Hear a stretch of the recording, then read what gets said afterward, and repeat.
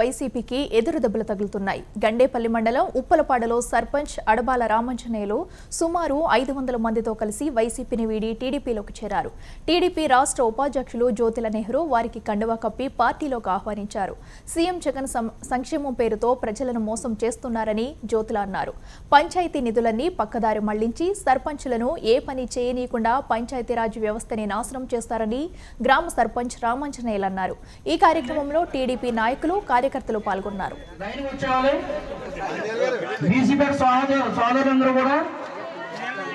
పేరు పేరు చదవాలంటే కష్టం అవుతుంది, మీరు అర్థం చేసుకుని. ప్రభుత్వం వచ్చిన తర్వాత రైతాంగానికి చేసినటువంటి మేలేంటి చెప్పండి సార్.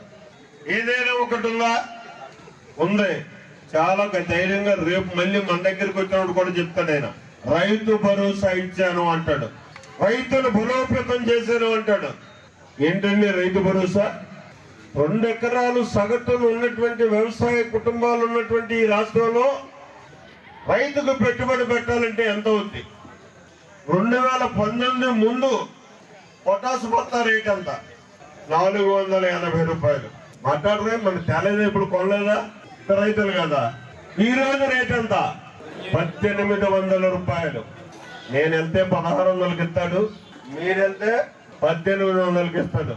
అదే సుబ్రత్. రైతు భరోసా మినిమం 2 బస్తాలు నువ్వు పొటాసును వాడకపోతే నీ వ్యవసాయం బయటికి రాదు.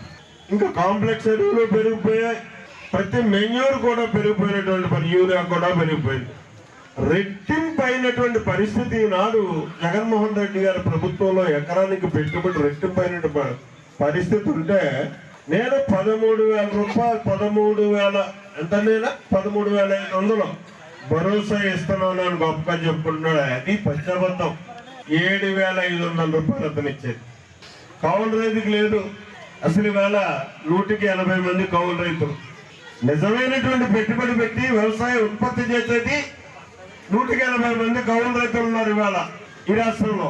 వాళ్ళకేమో ఇచ్చాను అని గొప్పలు చెప్పుకోవడం కోసం అవసరం లేనటువంటి అక్కడికి రానటువంటి కార్యక్రమాన్ని చేసి నువ్వు కథలు చెప్తున్నావు. ఏమైనా సరే వ్యవసాయానికి పనికొచ్చేటటువంటి ఒక పనిముట్టుని ఏమైనా 1 రూపాయో 10 రూపాయో సబ్సిడీ మీద ఇవాళ మనకి ఇచ్చింది ఉందా అండి?